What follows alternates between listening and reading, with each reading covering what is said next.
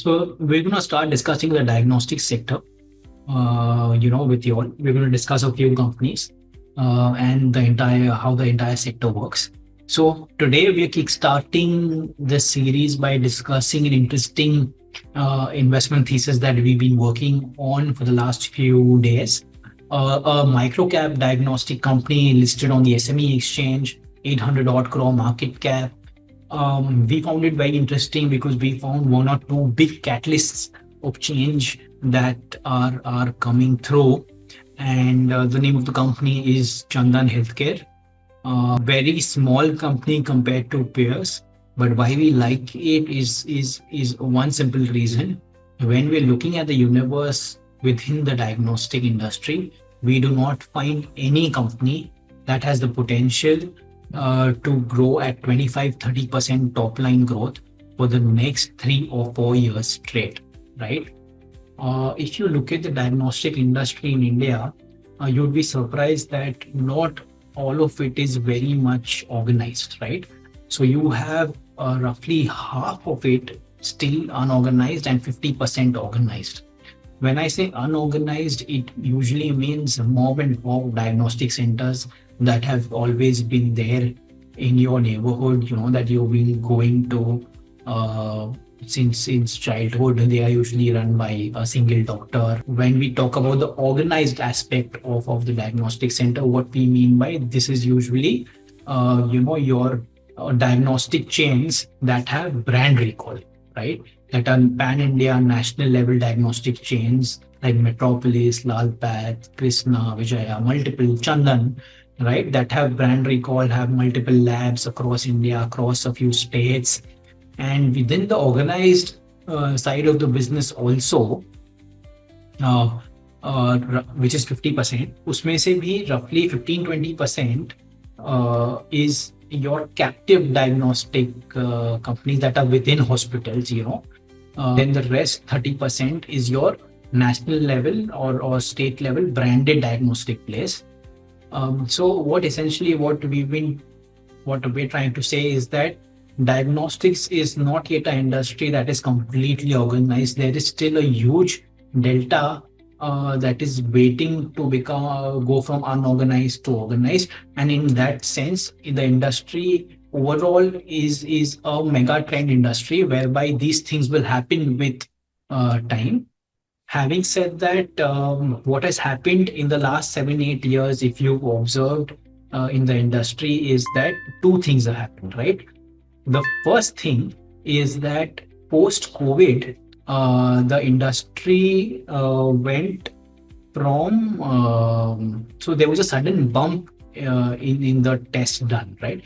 And which is obvious because post COVID there was obviously a volume bump because of COVID tests, but there was also a volume bump for preventive diagnostics. People became more health conscious, and even the valuations of the listed companies had a huge surge.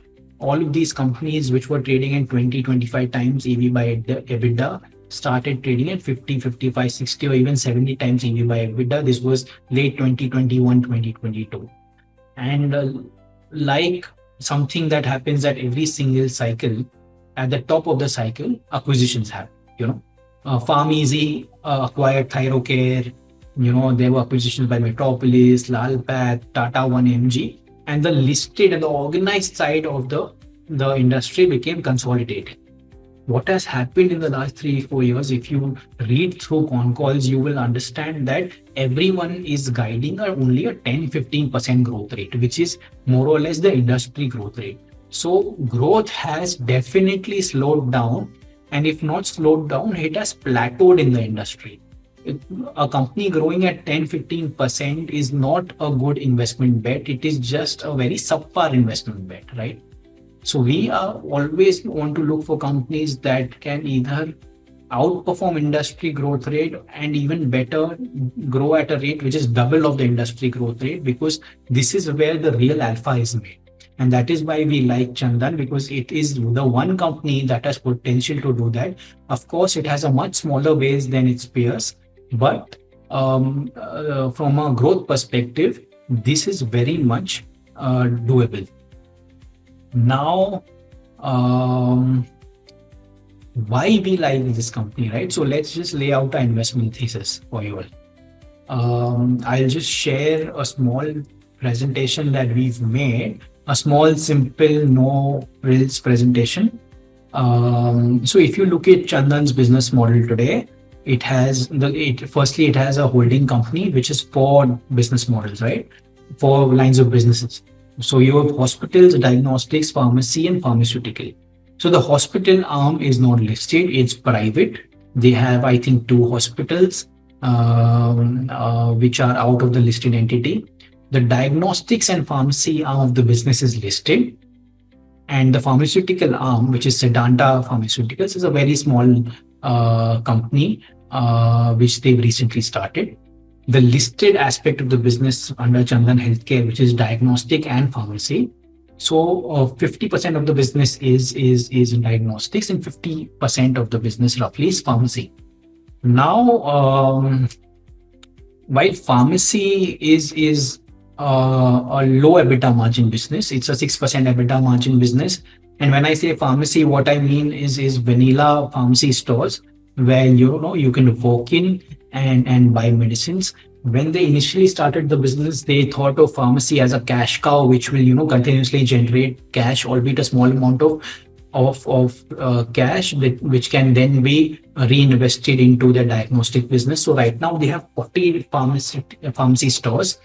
The only good thing about this business, although it is a subpar business, is that these pharmacy stores end up becoming collection centers or doubling up as collection centers, which essentially means that you can go there and buy medicines, but they also act as collection centers whereby people can whereby they can collect blood samples which then go to the labs, and then you get the results digitally, right?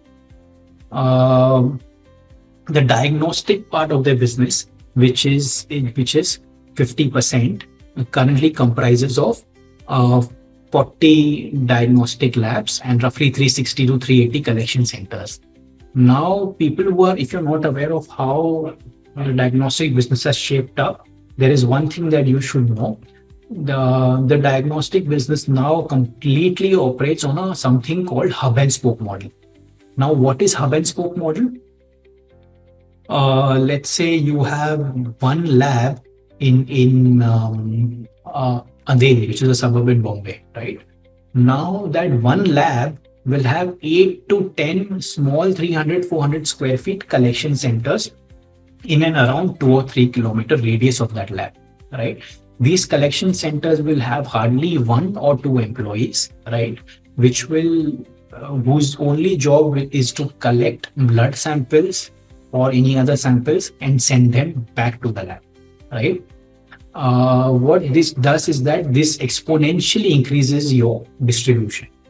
A person can walk in into any of these collection centers, give their samples go back to the lab, they are processed in a batch, and then the results are given out digitally, right? So essentially, the entire diagnostic business it has become a logistics business. How fast the sample goes from the collection center to the lab, how fast the batches are made, how fast they are processed, and how fast the results are given out, that entire efficiency now dictates how well the company will do, right? So having more labs and having more collection centers is always a plus plus. One thing that we've noticed while we were reading the con calls for the last 4 5 years is that price per test is now a commodity. If Metropolis has a certain blood test at 200 rupees, Lalpath cannot have the same blood test at 250 or 300 rupees. It has to be at 200 rupees only, right? So it has more or less become like the telecom industry where average revenues per users, in this case, average revenue per test or per patient cannot be dramatically different. You cannot have one chain doing 200 rupees for a certain, test, and another chain cannot be doing 300 rupees. That kind of pricing power just does not exist. So the only way to win in this industry is distribution, and volume growth. The more distribution you have, the more volume you can drive, and the more efficiently you can produce these batches and give out and these tests. And this is the only way you can improve your margins, right? Now, this is the value chain of the company that we've already discussed. Now, what is the big thing and why? What do we like in Chandan Healthcare is something we believe in is the rate of change, right? What when we're looking for investment bets, we're looking for a high rate of change, right? It doesn't matter if the company is going from very small to small or big to very big. You know, the highest rate of change will dictate the highest alpha, you know, in the markets. So this company is going to grow from 50%, and this is publicly stated by the company, 50% pharmacy and 50% diagnostics business to a 90% diagnostics and a 10% pharmacy business by FY28 or FY29. Now, how this is going to happen is not by decreasing their pharmacy business, but by exponentially increasing their diagnostic business, right?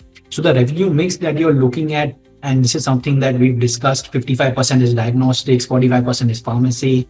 Pharmacy is divided, this is the current revenue mix, is divided into 70% B2C, 30% B2B. When we say B2B, it is essentially supplying pharmaceutical drugs, ointments, etc. to hospitals and nursing homes, etc.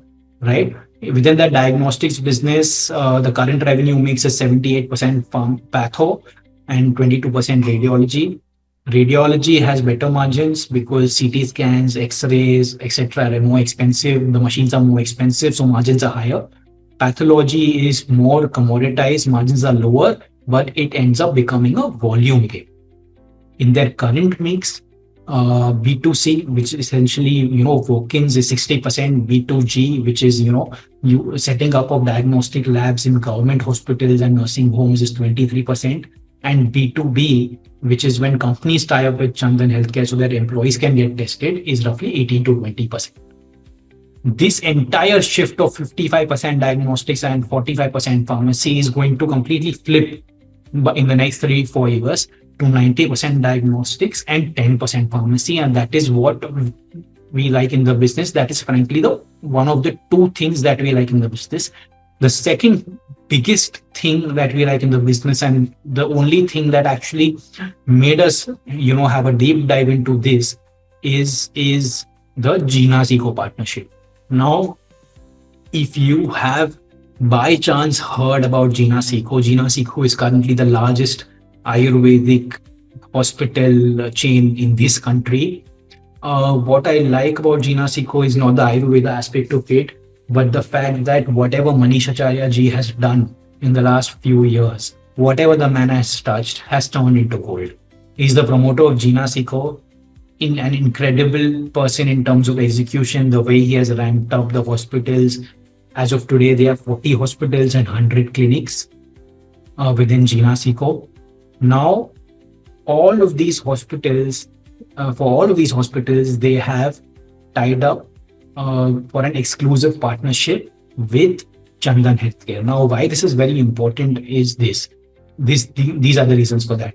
In the diagnostic business, it takes 12 to 15 months for a new lab to break even, right? If I have to have a new lab, I'll have to scout for a place, you know, the location has to be great. It has to be in a high population density area.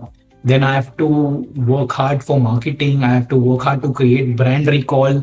I have to make sure that there are a steady number of inflow patients that come into my centers and my lab. How do I do that? I'll have to make an entirely new doctor referral network in case I enter a new state. So there's a lot of hard work that goes behind setting up diagnostic centers and making sure that they break even in 15, 18, 20 months. For Chandan Healthcare, now this entire exercise more or less becomes a cakewalk. During our scuttlebutt, what we found that it was not Chandan who approached Gina Zico, it was Gina Zico who approached Chandan Healthcare to set up diagnostic centers for their hospitals and their clinics, which is remarkable because there are so many people available in the market, so many branded chains available in the market who would have died for an opportunity like this. And then the fact that Jinasiko approach Chandan is a good testament, of their reputation is what we feel. Now, this is a 5-year exclusive partnership where Gina Sikho will set up, diagnostic centers within all 40 hospitals and in and around all the 100 clinics. It solves their problem of distribution. It solves their problem of brand recall. It solves their problem of breaking even. In our interaction, we learned that all of these centers, or the one or two centers that have started, for Jinasiko till now, have broken even in almost 2 or 3 months. Which is fantastic because the faster you break even on an EBITDA level, the pace of your growth becomes much more faster, right? Both on the top line and bottom line. Now, this partnership is in such a way that the revenue split is going to be 60% Chandan and 40% Jinasi. So if a 500 rupees test happened, 300 rupees will flow into Chandan Healthcare and 200 rupees will flow for Jinasi Co. Our understanding is that the volumes will more or less make up for the 200 rupees offset that will happen for Chandan Healthcare. And this is entirely going to be a volume game for them and not a margin expansion game, right? But during our understanding of the industry for the last so many years, we've not seen any player being handed out this kind of advantage at such a large scale that Chandan has. And if they have the ability to execute on this very well for the next 3-4 years, this company, in our sense, is going to be in another trajectory, because business is something where you have to, snatch business from other people. You have to snatch market share from other people. It's very rare for people to come out and hand over business on a platter to you. And this is an advantage that Chandan has. And I'm hoping that they execute well on this, right?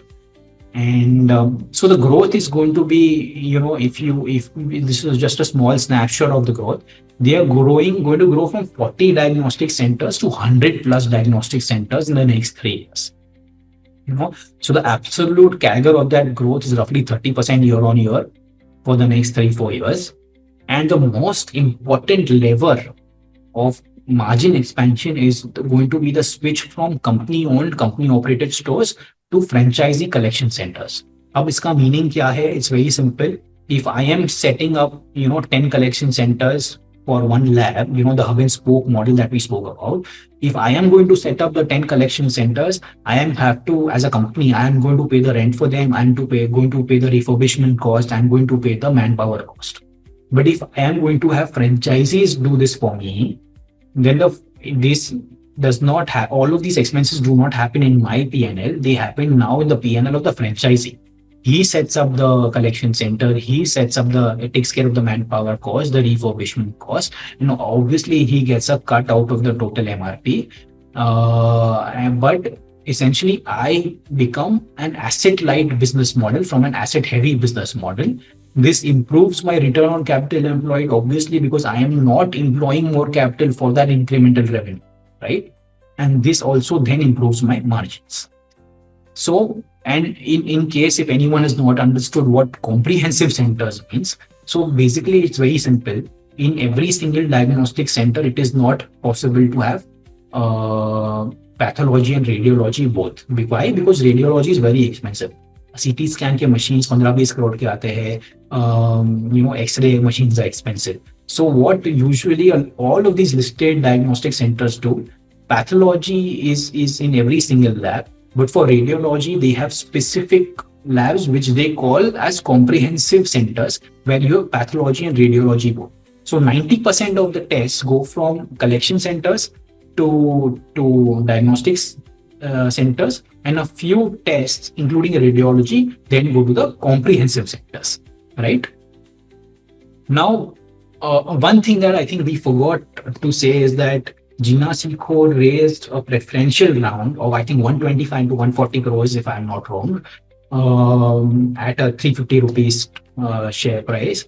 And out of that preferential round, roughly 30 to 40% of the round was taken up by the promoter of Gina Seco themselves. So Manish Acharya ji, in his personal capacity through his investment arm, has invested in the preferential round that was done by Chandan Healthcare recently, which is a very big thing, because when you're not only giving business to Chandan, you're also investing in them to make sure that this business happens and is executed well, right?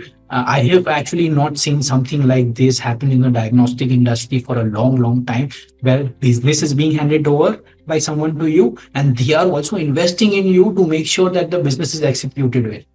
So, with 125 crore rupees of money coming in, it takes roughly 5 or 6 crores to set up diagnostic centers. So the next 2025 diagnostic centers are going to happen out of this capex itself. So there is not going to be any more equity dilution or debt that is coming into this company. This preferential will itself make sure that the next 1 or 2 years of growth are sorted for this company, right? Now, why we feel this model can compound, while we do not have a 15-20 year view on this company, I am dead sure that with these three things happening, which is, one is the Gina Seco partnership with Chandan, second is Gina Seco infusing money themselves into Chandan and the preferential happening, next 2-3 years of growth are going to come how, and it's going to happen in a very good way. So we have a good 3-4 year view that when this company goes from 40 centers to 100 centers, and from 360 collection centers to 1,000 collection centers, the the the growth is going to be exponential for at least the next 3-4 years, and this is something that will eventually reflect in the stock price, in our opinion.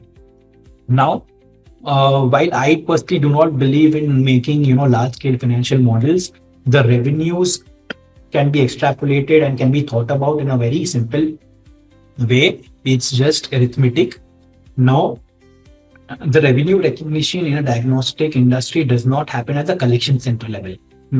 If you basically, which what I'm trying to say is that the 10 collection centers that collect your blood samples and the cash do not recognize, the companies do not recognize revenue at the collection center level. They recognize revenue at the lab level, where all of these samples go.